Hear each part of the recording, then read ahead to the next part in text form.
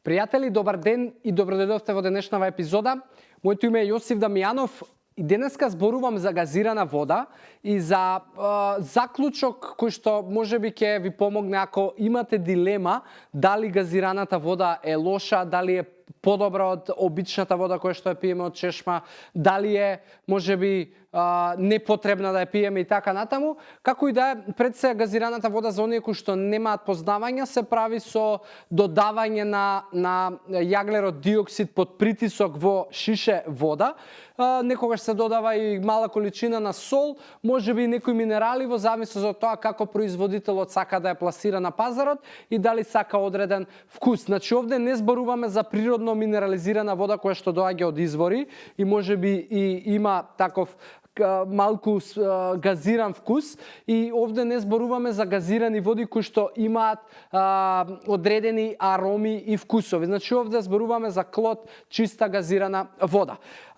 Сега, она што се создава при спојување на јаглеродниот диоксид и водата, се создава јаглеродна киселина, која што кога ќе ја ставите во устата, активира некои рецептори на јазикот кои што даваат некако чувство и сензација кога јадете сенф или кога ставате цимет во вашата уста, и затоа некои луѓе воопшто не ја сакаат газираната вода, а некои луѓе па ја преферираат баш поради тоа чувство.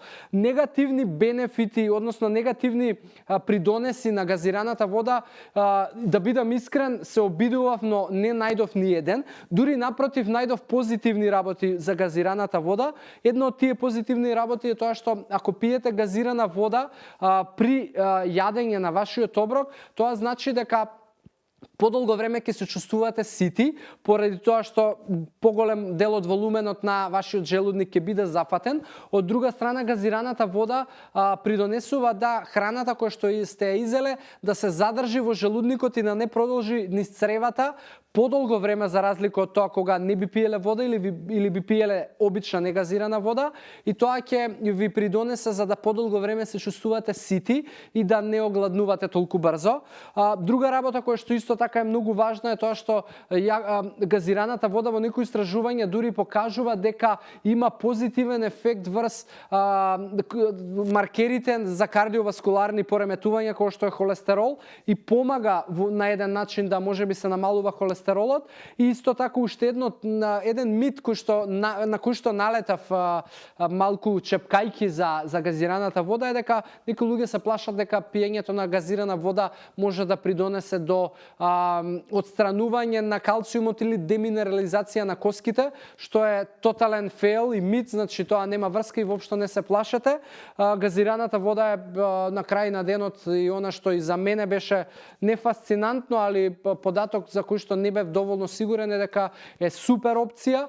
Не може да ја класифицирате како подобра или полоша од обичната вода која што ја пиете од чешма. Дефинитивно подобра ако ја споредуваме со флаширана негазирана вода, и дефинитивно подобра од сите води кои што се со вкусови, кои што се со ароми и со додавање на некои вештачки работи, засладувачи и така натаму. Така да, голем лајк за газирана вода, и на крај на денот изборот е ваш, дали ќе пиете обична или газирана вода, тоа нека го одреди вашиот вкус, али да знаете дека немате никакви штети, напротив, само може бенефити да добиете од конзумирање на газирана вода.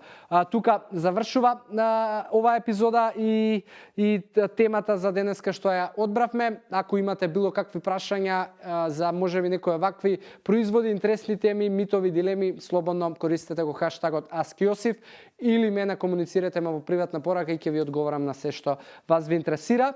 Ве оставам во здрави животни навики овде, ви посакувам убав ден и се гледаме во следна епизода. Пријатно!